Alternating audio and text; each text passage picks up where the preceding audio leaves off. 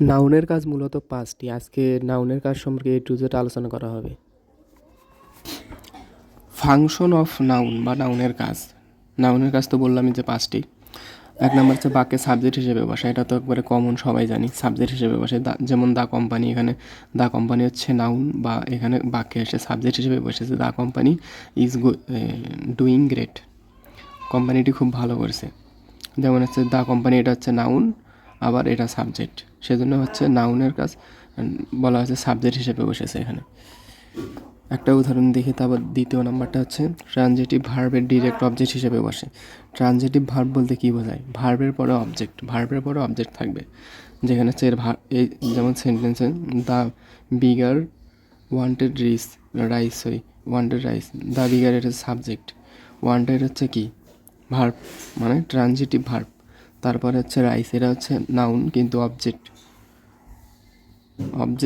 মানে ট্রানজিটিভ ভার্বের পরে অবজেক্ট হিসেবে বসে। এটা হচ্ছে নাউন এটা কিন্তু নাউন, কিন্তু এখানে এই বাক্যে হচ্ছে এটা অবজেক্ট। দ্য নাউন হচ্ছে এই যে এটা দ্য বিগার। তারপরে এটা ট্রানজিটিভ ভার্ব আছে, তারপর রাইস অবজেক্ট। তারপর হচ্ছে 3 নাম্বার হচ্ছে কি? প্রিপোজিশনের অবজেক্ট হিসেবে বসে। প্রিপোজিশন ওয়ান অফ ইনটু, এগুলো হচ্ছে প্রিপোজিশন। এই প্রিপোজিশনের অবজেক্ট হিসেবে বসবে, মানে প্রিপোজিশনের পরে নাউন বসবে, সেটা হচ্ছে অবজেক্ট হিসাবে।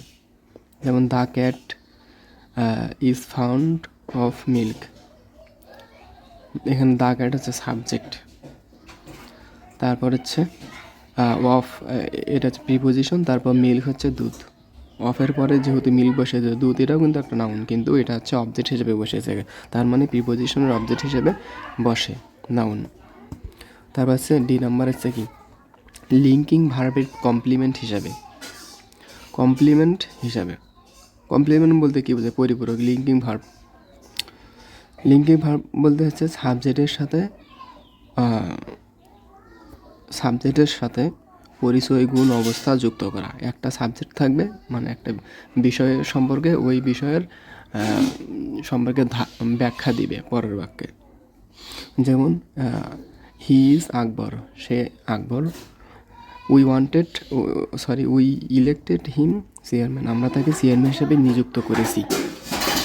তার মানে এখানে আকবরের সম্পর্কে অতিরিক্ত তথ্য দিচ্ছে। চেয়ারম্যানটা অতিরিক্ত তথ্য। 5 নম্বর হচ্ছে নাউনের অ্যাপোজিশন হিসাবে। অ্যাপোজিশন বলতে কী বোঝায়? এটাকে দেখে নাও।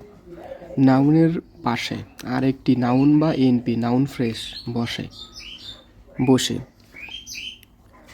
উক্ত নাউনকে ব্যাখ্যা বা পরিচিত করে, তাকে হচ্ছে অ্যাপোজিশন বলে। মানে একটা নাউন থাকবে, সেই নাউনের পাশে একটা নাউন বা নাউন ফ্রেশ বসে সেই নাউনকে ব্যাখ্যা বা পরিচিত করবে। যেমন উদাহরণ, my brother Akbar is a good boy. My brother, এখানে হচ্ছে এটা নাউন, মূল নাউন এটা, আর আকবর এটা হচ্ছে নাউন। এই নাউনের পাশে নাউন এই আকবরকে মাই ব্রাদার দ্বারা অতিরিক্তভাবে করা হয়েছে, মানে পরিচিত করা হয়েছে, ব্যাখ্যা করা হয়েছে। সেই জন্য হচ্ছে অ্যাপোজিশন। তা আজকের আলোচনায় এই পর্যন্তই। পরবর্তীতে আবার অন্য একটা টপিক নিয়ে আলোচনা করা হবে ইনশাল্লাহ।